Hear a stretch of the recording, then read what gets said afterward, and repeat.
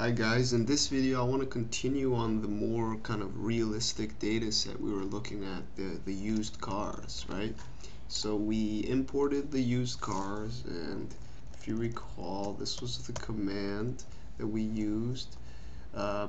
Remember that first we had to get our working directory in order and make our lives a lot easier, so that then when we imported, see, I put my CSV file, the file that contains the data for the used cars, in my working directory, and I found out what my working directory was using the getwd command. Okay, and once I did that, it made my life easier. I just simply typed the file name in quotes, and I added this strings as factors argument to read CSV to make that false, and basically I'm telling R, don't convert any of the characters to factors. Leave that to me. So, and I named it DF. I might have renamed it something else in the previous videos, like DF2 or 3 or something like that. Okay, so just, you know, follow along with however you have it named. If you need to re-import it, pause, just re-import it into R again. It's good practice to learn how to import data into R. Alright, so let me see what I have. I just have in my global environment the name DF. And what is DF? Let's just look at the structure of DF. I have a data frame object stored in my memory right now, so I can work with this. So quickly, it's a data frame. It's got 150 examples, 6 features. Let's use our ML lingo. Here are the features. As you can see, some of them are numbers, right? And some of them are characters right now, and potentially could be categorical variables. Okay, so let's maybe first manipulate that. Model, I'm not sure what model is, so I don't want to play around with model too much. Color is obvious. And I want to focus on one of these character variables and maybe 1 or 2 of the numerical ones. So let me choose transmission, because I know that transmission is either automatic or manual, right? So color, I don't know, there might be like 30 different colors. I could check that quickly, obviously, but I know transmission.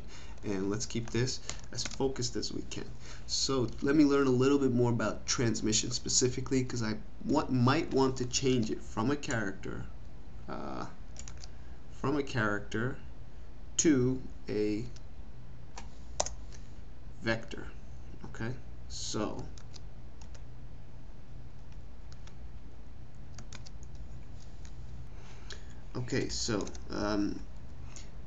so I want to change it from a character to a factor, because this seems like it's a categorical variable. It's not something like a name that I necessarily kind of, or identification, phone number, something that I can't really do much with. This looks like it's something I want to analyze. Okay, it takes on 2 levels, so let me convert it to a factor. So I'm going to rename transmission. And so first off, how do I look at just transmission? Well, if I want to look at the whole data frame, I type DF and it'll give me the entire data frame, and that's too much for me.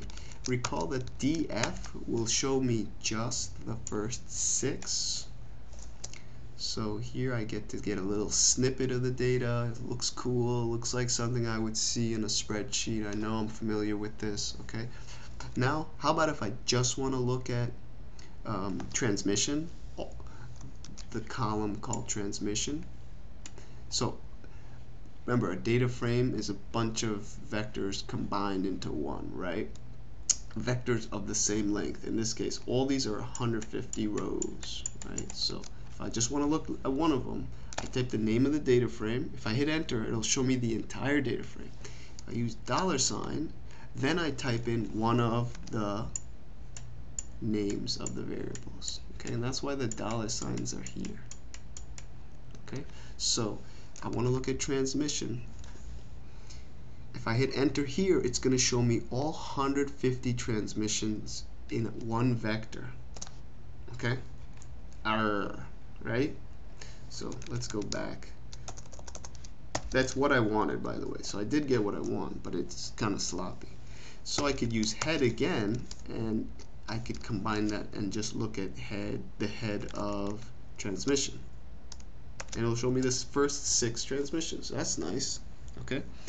And so I want to convert transmission to a factor. So let's very quickly do this because we've done this before. So df $transmission. I want to reassign this to a factor. So I just basically take transmission and put it inside the factor function and name it transmission again. But I don't just name it transmission alone, I name it df $transmission. So this puts it and replaces it here. Okay, so let's hit enter. And then now let's look at a couple things. Let's look at the head of transmission. So you see this is a factor now here, and it was a character here. Let's look at head of the data frame. This didn't change. It looks exactly how it looked before. But let's look at the structure of the data frame. And you see that transmission became a factor. So I didn't change anything. I just recoded it. Okay, so get comfortable with this. Again, it doesn't make a dramatic difference, but it is going to be necessary for us to do this from time to time. Okay, so I got the data where I need it. Let's take a look at the structure one last time before we go forward. All right. Let's focus on transmission now that we did all this work for it. Let's do some things that you would do with a categorical variable. Let's get some frequencies. You can't add them up, right? So, but we can get frequencies. So let's do a table.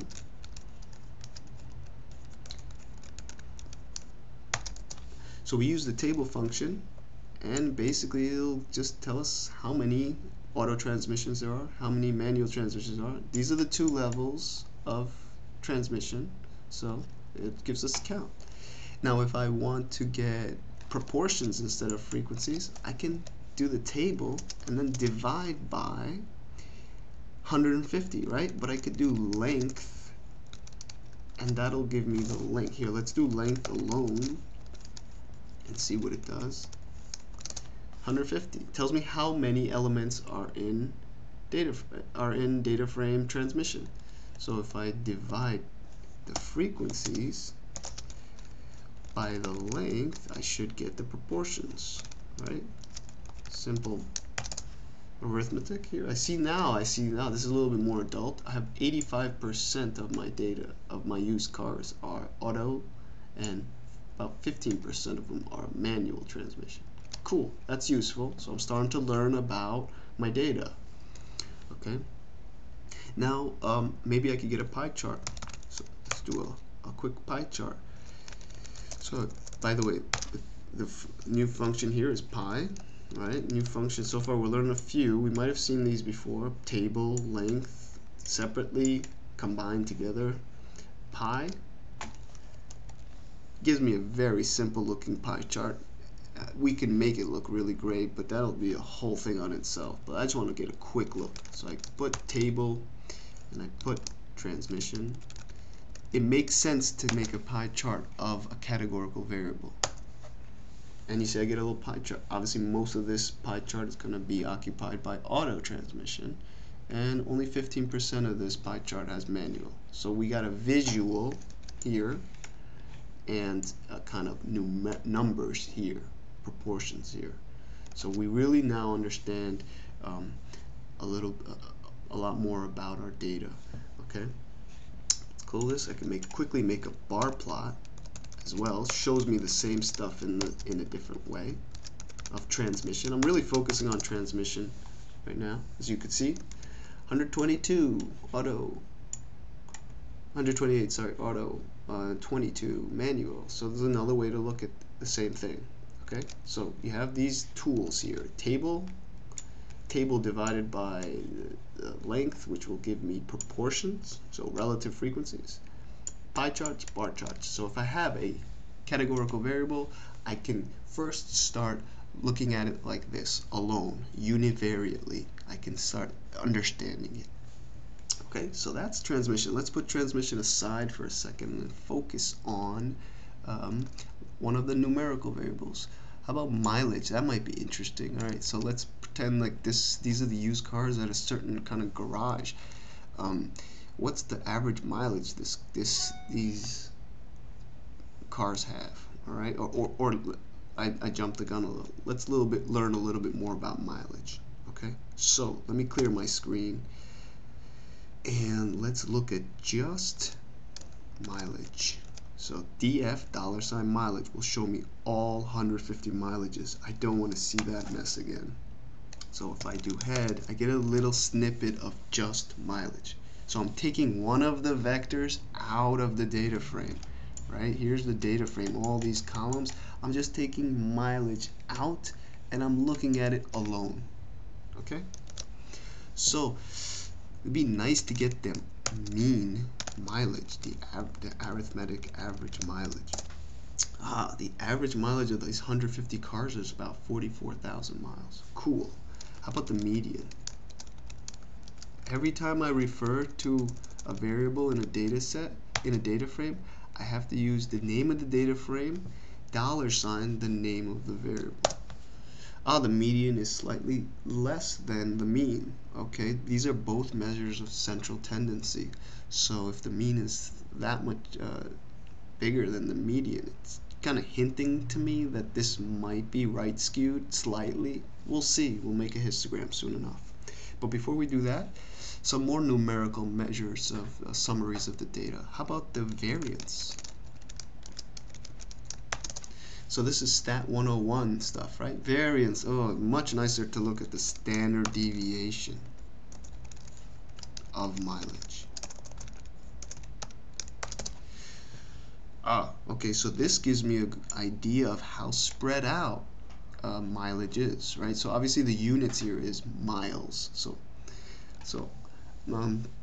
we see that typical value is about 27,000 miles, right, away from its mean. So there seems to be some variability in this data. Okay, so we wouldn't expect a histogram to be too concentrated. All right, so, and also, by the way, we're learning many functions here. Many useful functions. Mean, median, variance, standard deviation, all open, close, open, close, open, close, open, close of a single variable.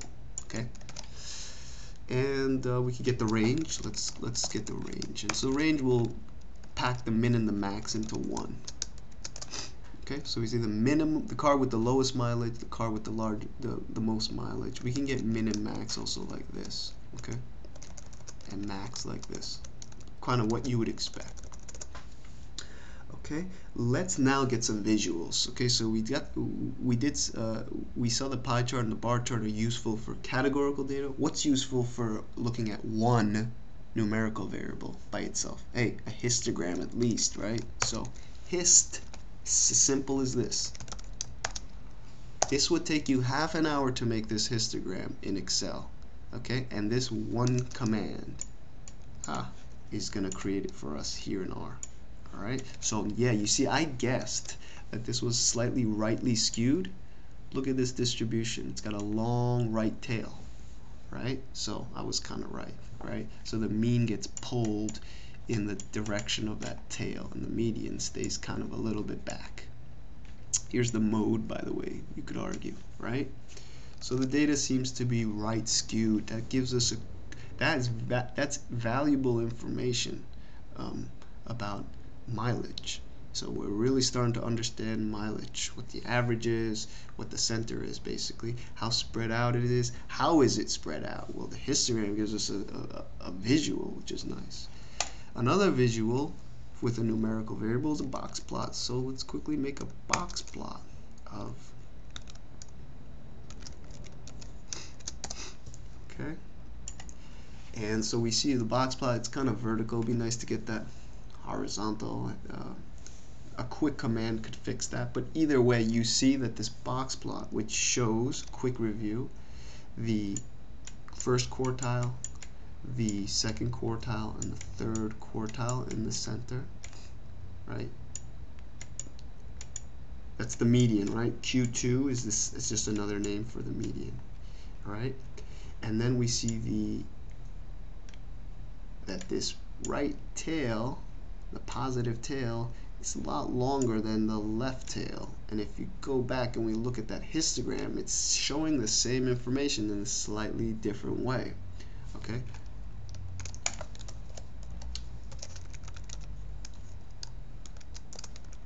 I'm making it horizontal. I think you'll like this. Okay, yeah, same thing. I just flipped it over. And these dots out here seem to be what beyond 1.5, the interquartile range. I'm not sure if that's exactly how R does it, but that's the typical kind of default. Either way, these dots out here represent very extreme values, outliers, and our data seems to, at least mileage, seems to have a lot of extreme values, right? Relatively speaking, there's a lot of outliers here. All right, and if you remember, the histogram looked something like this with a long right tail. All right, so we're starting to build a nice picture of our data, variable by variable. Of course, if you have hundreds of variables or features, you wouldn't want to do this for all of them. This is focused on the ones I seem to be interested in. Okay. So we see mileage now. All right, so in the next video, I'm going to start right from here, and I'm going to start looking at two variables at a time. I'm going to start asking questions about relationships between variables.